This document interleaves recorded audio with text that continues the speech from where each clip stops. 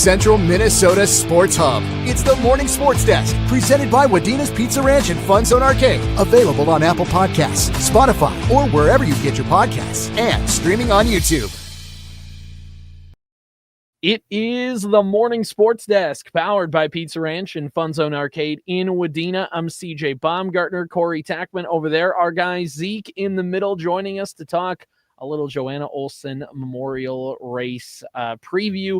A lot of stuff that we got to talk about here today, Corey. But why don't we start this off by shouting out the good folks at the Pizza Ranch and FunZone Arcade for making the show possible. Anybody want to guess where the Tackman family is going to celebrate the first day of school after school today? Anybody? Probably Kids Eat Free Tuesday at the Pizza Ranch. Pizza Ranch, FunZone Arcade. Look out, here come the Tackmans. Indeed, we're going to be there, and you better believe I'm putting in an order for a little stuffed crust pepperoni pizza. That's going in for me. I've got a 5-year-old in my house. The other day, he goes, I just want pizza and dessert pizza. That's all I want. I just want pizza and dessert pizza. We're like, buddy, we've got good news for you. You're raising him right. Is calling our name. So that's what we're going to do. They were open for Memorial Day yesterday, and they're waiting for you today. So whether it's the pizza or the salad bar, or the dessert pizza, or the chicken and the mashed potatoes, or the mac and cheese, or it's the FunZone Arcade, you can have your fill of fun and food. The Pizza Ranch and FunZone Arcade in Wadena. By the way, right behind me, you can see it right over my shoulder. Mystery helmet, signed autographed helmet. We're going to crack that thing open on Thursday, and that's thanks to the Pizza Ranch and FunZone Arcade too. So shout out them and shout out us and shout out food and football. The Pizza Ranch and FunZone Arcade in Wadena, proud sponsors of the Morning Sports Desk. All right, Zeke, today's the day. You are covering cross-country race number 2 this season. We had you on last week to recap the race over in Staples, and now we're getting ready for another local race that's got some pretty big significance for the area. Yeah, there's a lot of big meets going on this week. You've got the meet in Wadena today, the Johanna Olson Memorial Meet at Whitetail Run. We'll have that coverage starting at 4:30. You've got a meet Thursday in Barnesville with Breckenridge and Pelican Rapids. So a lot of Heart of Lake opponents going at it head-to-head that night. There's a meet here in Detroit Lakes on Thursday with a lot of Central Lakes Conference teams. The Perham Yellow Jackets will be at that one. Then you've got the Dragon Invite at MSUM on Friday. So lots of cross-country action going on this week. But yeah, we'll be in Wadena this afternoon at 4:30. A lot of Heart of Lakes Conference teams here. The first time I'll be seeing the Wadena Deer Creek Wolverines run. They ran at the Brave Like Gabe Invite a couple weeks ago. Wadena was not in Staples when I was there on Monday, and I'm really excited to see how this team stacks up because this is going to be a great year for Wadena Deer Creek cross country, bringing a lot of veteran talent back, a lot of young runners up and coming as well. They took second and third at the Perham meet, and I mean, a couple of matchups I'm watching for here. You've got Wadena Deer Creek, you've got Park Rapids area, you've got Minnewaska area, who the girls won the meet in Staples last Monday, and you've got UNC, and they're charging back to get back to state too. So going to be a lot of fun matchups to watch this afternoon. Well, yeah, and especially, too, not only just the fun matchups and the fact that Wadena Deer Creek is having a really good season. They're used to hosting like 4 different meets throughout the course of a season. And talking with head coach Mike Brunsberg, he says, nope, we're not hosting conference. We're not hosting sections. This is the only race that Whitetail Run is going to be hosting this fall in Wadena. So he said they're taking extra pride in that. And then talking with Coach Brunsberg especially, I mean, it's the 11th annual Johanna Olson race. Obviously, it's meant to honor the 1997 Wadena Deer Creek alum and just everything that she's meant to the program and things like that and what she inspires and all that stuff. Coach Brunsberg talks about that in the Wolverines Weekly show. If you want to go listen, he talks about a lot of the significance of that, but it's just really become like a local hub for cross country. And as cross country has grown in this area over the last decade, Wadena just kind of is that hub centrally located with all these teams that we end up covering. It's just a really fun race to get to showcase who's kind of relevant in the area. Yeah, Ashby Brown and Evansville will be there this afternoon. Benson, Border West, Long Prairie, Great Eagle, Minnewaska area, Mills, OTC, Park Rapids, Parker's Prairie will be there also. Pillager, Pine River Bacchus, Sauk Center, UNC, and Ferndale. So It's stacked. And I think cross-country coaches, when they only have to host one meet, they're not hosting a conference meet, they're not hosting sections, I think they call that an easy season because you get your meet done right away. It's September 2nd, and you have no more home meets to set up. You don't have to worry about coordinating anything. You're just, boom, you run it, and then you let Minnewaska host sections and OTC host the conference meet for Park Region this year. You just kind of let them take care of it. You let them. Yeah, it's their problem. It's their problem now. Anything to add, Corey, about this race? I like that it's just a challenging race. A lot of times, if you only have one meet to host, maybe you set it up so that way you can come away with the scot-free win and no extra stress, no fuss, no muss, one of those situations. And this meet is stacked, and it is not a guarantee. But it is going to be a nice showcase of some of the area's best. I think that's fun. I'm curious to see what the condition of the course is going to be after we got that foot of rain this morning, and to see how that factors in. So we'll see how if that changes the track or the course or what they're going to adjust if they need to this afternoon. Yeah, and I'm not quite sure what how the race is going to look exactly, like what route they're going to run. But obviously, we've all been to Whitetail Run a time or two, and we've kind of seen the different things the course plays, and there's the hill and things like that. So it'll be just a fun way to see again. How the runners go about that. And like you said, with the rain too, how that impacts things. I believe it's supposed to get kind of warmer too as the afternoon goes on. The sun might poke its way out. So there might be a little stickier, might be a little warmer. I know it was cool last Monday morning for that Staples meet, and it's going to be cool all week when they try and run later. But you talk to those runners, and, for a normal person, you think it's 75 degrees, 80 degrees. Isn't this like perfect to play in? And they tell you no. Yeah, it's hot, it's sticky, and I think today's the warmest day of the week. It's not supposed to get above like 73 the rest of the week. So, yeah, perfect day for a race, I guess. Do they put trail running spikes on the bottom of galoshes, or is it just going to be wet socks and shoes for everyone? I think like an attachment. You can just kind of like screw them in. Pop them in. Yeah, they'll just the ones you can clip onto the bottom of your shoes. Mm-hmm. It's for ice fishing. Yeah. All right, Zeke. Once again, where can people find this race coverage? And if they miss it, where you're going to be giving live updates, where can they find it later?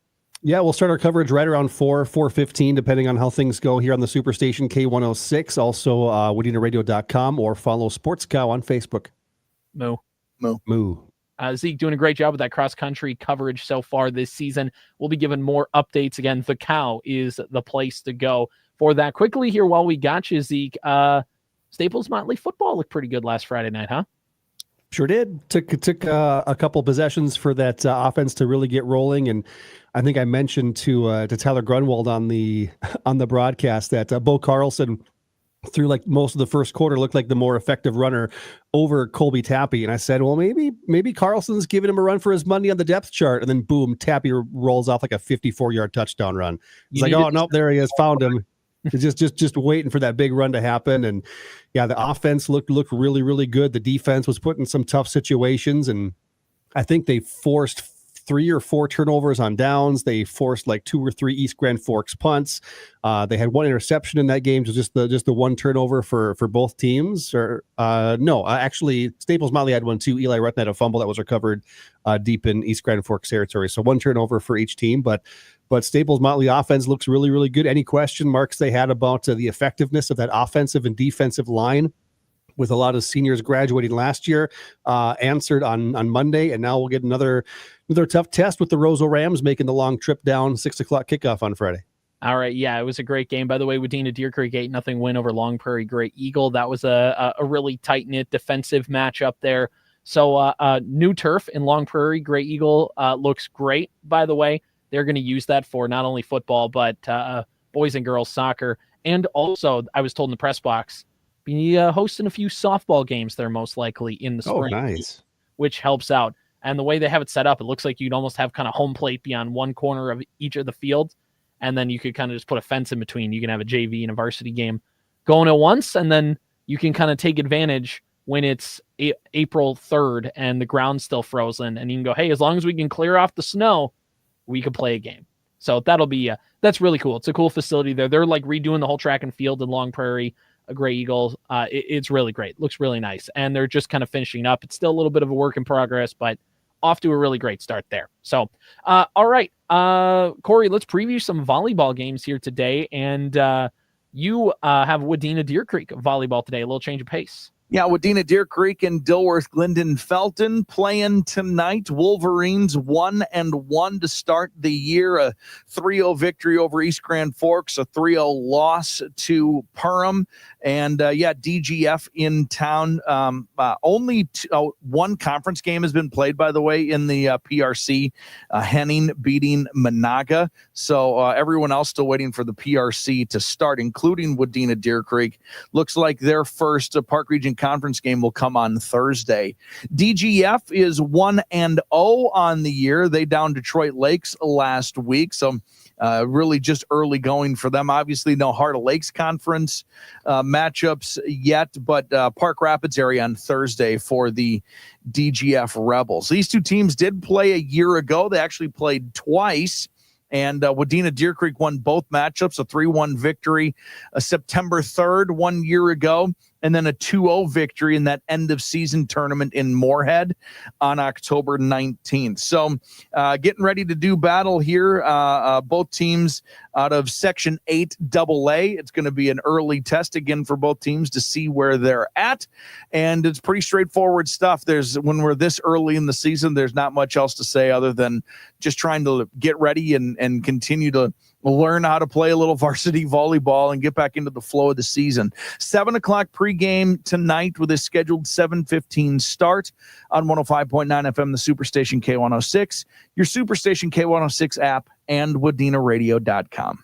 And by the way, you can find the little recaps of the games as well when you go to WadenaRadio.com or follow Sports Cow on Facebook.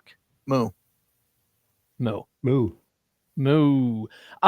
And by the way, too, DGF, I know Holly gets all the talk about, defending Class 2A state champs, and they are the favorites to go back to the state tournament again. But from what I've heard in that section, DGF is also another heavy hitter right behind him. And of course, the Wolverines are always contenders in that Section 8 AA. So that should be a fun one tonight. Wadena, plus the new look court for the Wolverines. Corey gets to be the first one to check that out. Yes. You got to open up the nest last week, and you got to see the new floor. Hey, I've said it before. We've talked about this before, but I think there's no one who's called more games in that Wadena Deer Creek gymnasium than me. You are catching up very quickly, but in that brand new gym, I think it's me. So I'm honored that I get to open up a brand new gym floor. I think that's pretty cool. Nobody more qualified than Corey Tackman. There's plenty of people more qualified. By the way, I will have Staples-Motley volleyball tonight. That'll be a 7 o'clock pregame, 7:15 first serve over on 98.5 FM and AM430 KNSP, The Fan. They travel to Osakis to take on the Silver Streaks. For both of these teams, they're just looking to get that early season momentum. Staples-Motley 2-4. They have not won a game yet in Section 6 AA. They are 0-4, 0-1 on their home floor, 1-0 on the road, 1-3 in neutral site games. Their last game was a 3-zip set loss to Foley on August 28th. Corey Tackman was there for that game. And for Staples-Motley, they're just trying to get that win. Their last section win came on October 1st of last season when they beat Pillager in straight sets in Pillager. In year number 2 of the HOL, looking to get that momentum rolling again. They have not played a conference game this season. As we talked about, they just opened up the nest on Thursday, and they're playing a team in Osakis that is starting to, now that both teams have kind of become mainstays in Section 6 AA, these are two teams that have kind of started to add each other to the schedule more and more each year. These teams have played each other each of the last 3 seasons, and then before that, they never really crossed paths, at least in the last decade plus. So Staples-Motley over Osakis, they've won each of the last 2 matchups, they are 2-0 in the last 2 meetings dating back to 2023. And in fact, Staples-Motley has beaten Osakis in straight sets each of those times. For Staples-Motley, they had 17 wins a year ago, trying to build back up to that. For Osakis, they had 10 wins in 2024, and they are 1-3 this season under head coach Brittany Cohorst. They are 0-1 in Section 6 AA play, 1-2 in neutral site games as well. 0-1 on the road. They played all 3 of their matches at a tournament in Albany last week on August 22nd. So they have had about a week-long break here in between a match. So from their first tournament of the season. So we'll see how they play now that they're all kind of gearing up and ready to go back in the swing of the school year. For Staples-Motley, this is their only game of the week. They don't play again until Monday, when they travel to Pine River to take on Pine River Bacchus. So there's a quick look at that game again. 7 o'clock pregame, 7:15 first serve on 98.5 FM and AM430 KNSP, The Fan. Should be a fun one. By the way, you can find the full broadcast schedule online at WDenaRadio.com. Click on the Sports Cow tab right on the front page. It's the first thing you see when you enter WDenaRadio.com. You click on that, and you will see the full broadcast schedule along with menus for each of our area teams, and you can find kind of the latest news in tennis, in cross country, in football, in volleyball, all that great stuff. And like we've mentioned, we are into the swing of the new school year now, and that means that we're getting into the routine of having a couple games on the station, on our stations a lot of the week. So we're in it, guys. This is the fun time of year. Finally, let's go. Corey's just sitting at home on his couch with his family on a Tuesday night in June, and he's like, I got to be in a gym. I got to get out of here. September getting here that is just like, all right, everyone else is going. We might as well too, you know? Yeah, exactly. So there we go. We are into the school year. We have games on today. It's awesome. Here we go for the Minnesota Vikings as we'll wrap up talking a little state sports. We've kind of been out of commission on the state sports for a while because we've been just chasing all this local stuff, which has been awesome in our season previews. And props to you guys. I know, Zeke, those cross-country previews were great. Corey did a great job on the tennis and volleyball previews as well. And Kyle did some work as well, helping us gather that information. So it's been kind of an all-hands-on-deck effort, and we really do try and get that great local content for everybody and cover every kind of corner of the local sports scene here. But now that means we do need to talk state sports because the Gophers started up last week. And as I was watching Chapel Bill fall apart last night, they would play a preview every once in a while for Vikings Bears Monday Night Football. Here we go. The Vikings are going to play Chicago at Soldier Field. And they're getting a little help from Adam Thielen, who just got re-added to the team last week, which means, of course, since Zeke was on the show anyways, you're our Detroit Lakes correspondent. You're repping the DL hat as we speak. As somebody who's like Adam Thielen's best friend, how are you feeling about this? It's a stretch to call us best friends, but yeah. Okay. First off, I want to give a shout out in that Gopher game, Mason Carrier. He was the number 3 ranked player in the state of Minnesota in the class of 2023, I think. Got the start at special teams against Buffalo on Thursday night, forced a fumble and got his very first tackle. So shout out Mason Carrier, DL native. Yeah. And of course, there's that Adam Thielen guy who's back with the Minnesota Vikings. The video blew up, going viral of him celebrating with his kids. We're going home. And I think, I was texting people a week and a half ago, man, if the Vikings get both Carson Wentz and Adam Thielen, I don't think we'll be able to handle it. That will be our Super Bowl. And here we are. Carson Wentz is backing up JJ McCarthy. He was interviewed late last week. Nothing but glowing reviews for JJ from Carson. And of course, Adam Thielen back in the building now as well. And, I was walking around the Detroit Lakes last week, and usually there's a giant Adam Thielen banner hanging at Mulberg Field of him in a Vikings jersey, and the banner was gone. And I didn't notice that they took it down. Maybe it's when he went to Carolina, but I'm going to go for my evening walk again. Well, not tonight because I'm doing cross country. Tomorrow I'll go for my evening walk, and we'll see if the Adam Thielen Vikings banner is back up in Detroit Lakes. Yeah, Zeke says raise the banner. Raise the banner. When he re-signed, my Facebook marketplace was inundated. Adam Thielen memorabilia for sale, and oftentimes they'll you'll see the price, and sometimes Facebook will cross it out because they lower the price. Mm-hmm. And the number of items that were crossed out and more expensive, ridiculous. In immediately the second he was, those TikToks from his family came out about how excited they were. And my Facebook marketplace had Thielen jerseys and bobbleheads and cards and pennants and everything. And they were like, For $95, you too could get this Adam Thielen piece of memorabilia. I saw in Fargo, it's an autographed Mankato number 9 Thielen jersey frame for $800 was the asking price for this sucker. And I said, I've got 5 already. Pass. I don't need another one. You're just needing the alternate jersey. That's the only one. Exactly. Yeah. I've got the black one. I need the white one now. The black, the purple, the white, the gold. The gold. Yep. This is the thing. A bunch of people had all that Adam Thielen memorabilia because they're like, well, when the Vikings put him back in the Ring of Honor and stuff like that, then we'll break this out. Now they're like, oh, we get to use this. There are a bunch of people that were selling them, and then he finally left the team, and they're like, what am I supposed to do with this? Just get rid of it. And now they can look to their wife and go, see, honey, I told you leaving this box in the garage was going to come through. That's so awesome. What do you think is a bigger story? Correa back to Houston or Thielen back to Minnesota? Well, which got bigger headlines? Here's a better question. Which one will be more productive? Correa back in Houston or a Thielen back with the Vikings? Because I want to find, you know what? Because I'm petty. Let me look up Baseball Reference here. Yeah. What's his WAR? It's not great. Last I saw. Well, Correa had that great first week back, and everybody was like, awesome. And I was like, oh, believe me, I've been fooled by Carlos Correa for the last 3 seasons.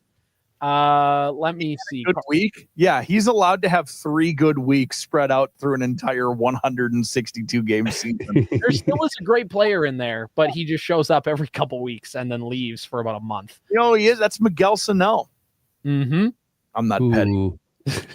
By the way, so if you want to look at WAR amassed, Carlos Correa has in Minnesota, he had a 0.1 WAR.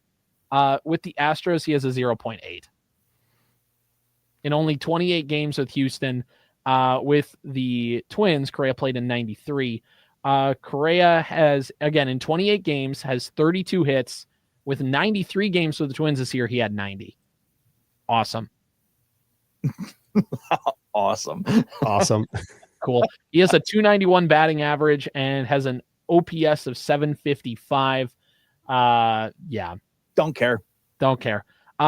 Glad we traded him for a guy that the Astros literally picked up like a month before the trade deadline. Don't care. I don't want to sound offensive to those of you who really like baseball and Twins baseball, but he's getting more and more mad. Let's talk about the Vikings because they're going to be good. Adam Thielen is back. I mean, this is the biggest thing for Adam Thielen's role in the offense because I think he will be really productive. Is he going to be the Adam Thielen of 2018, 2019, 2020? Like, no, obviously. But like, could he be a guy? This is the thing about the Vikings. And even when Addison comes back, but when you look at the Vikings last year, one of the things they struggled with is Jefferson down the field option, or at least like intermediate down. Like that guy's going to be going down the field. Addison, down the field option. Jalen Naylor's role is just to be a burner. He's the clear out guy. He's the guy who runs the route to run 50 yards straight ahead to make the safety go way over deep. So then Jefferson 20 yards can come underneath and get the big play.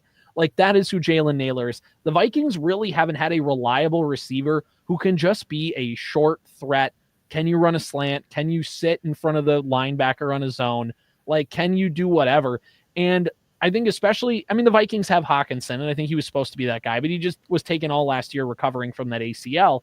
But like now when you add Thielen into that mix as a guy who can just be a short option, especially for a young quarterback in McCarthy, I think he's going to get a lot of catches just by nature of the fact that you're going to account for Jefferson and Addison going deep, and Thielen can just be a guy to pick off those 5-yard completions when you need them. Yeah, I like the fact that I think that'll help his numbers too. Is he's not expected to be that all-pro guy? Yeah, not expected to be the all-pro. Sir. Yeah, I think they are going to. He's probably got a little more in the tank than we necessarily thought. Just because, you know, he kind of went to Carolina to die there. That was not an entirely fair situation. There's probably a little more in the tank than we necessarily think, or at least I hope that that's the case. But also now in that receiving core, and if you want to include all the wide receivers, you include Hawkinson, the tight end, you include the running backs in that situation. Every single level of the field is now covered by guys that you can rely on. You can have Aaron Jones in the flat. You can have Adam Thielen on your intermediate out routes. You can have Hawkinson cover the middle of the field. You can have Addison and JJ covering your deep thirds. You can have Naylor be the guy streaking down the middle of the field. They are, offensively speaking, very, very complete and rounded now when you add a guy like Thielen into the mix. Well, and looking at Thielen's numbers from last season in Carolina, he only played in 10 games. He had to deal with a bit of an injury. And again, Thielen's older. Like, he's entering age 35 season. So, like, he's year 12. Like, he's a guy who's going to get banged up a little bit. You mainly need him for the first 3 games. But, like, looking at his stuff, he had 62 targets last year, 48 receptions, 615 yards, and 5 touchdowns. And when you look at, some of the Pro Football Focus numbers, I know, depending on who you ask, they don't take all those numbers as gospel, but he was still a productive wide receiver. He wasn't, again, like top of the league, like, whoa, you got to, like, he's a, whatever, but he became a security blanket for Bryce Young.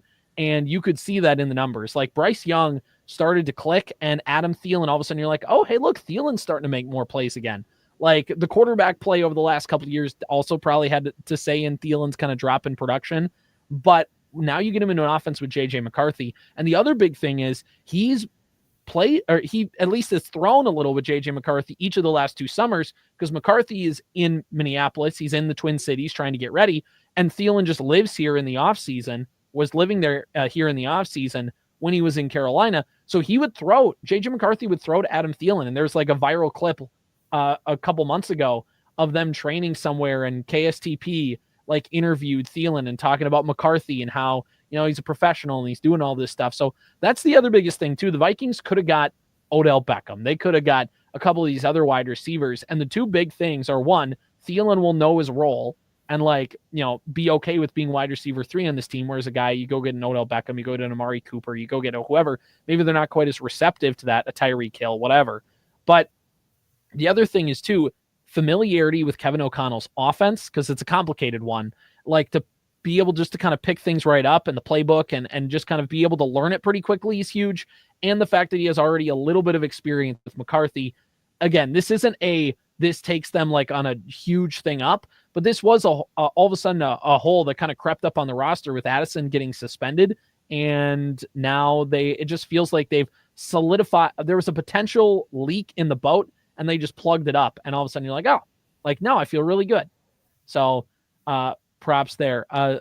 So I don't know, Zeke, what's the over-under line and how many touchdowns we think Thielen gets this season? 7.5. 7.5. All right, Corey, 7.5 is the money line for Thielen touchdowns this season, according to Zeke. Over, under, I'll say 7.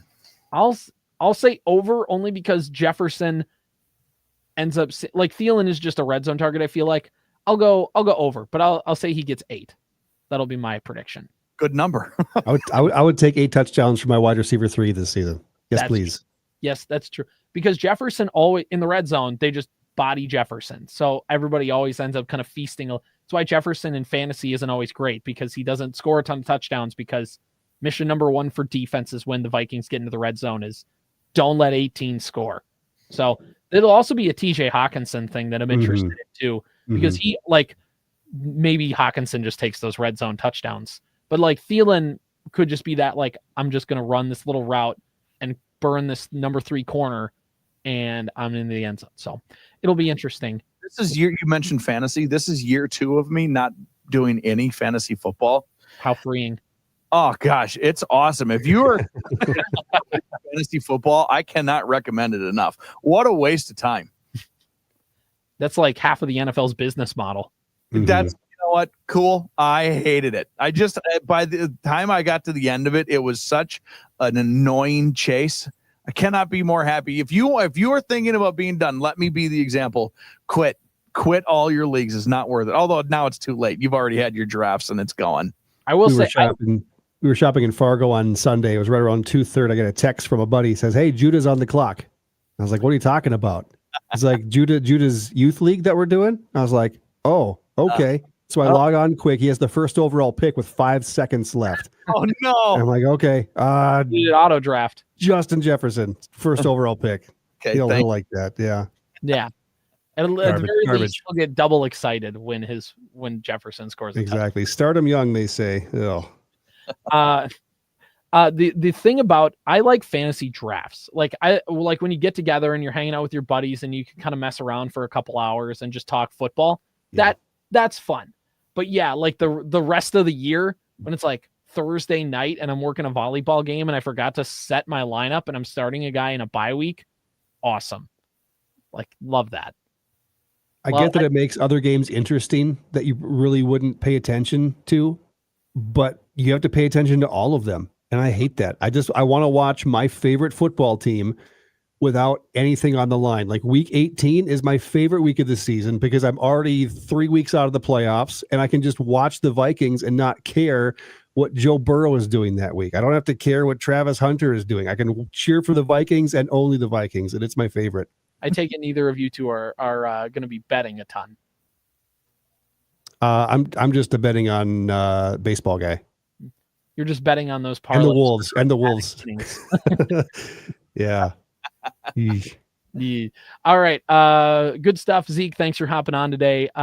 This is the Morning Sports Desk powered by Pizza Ranch and FunZone Arcade in Wadena.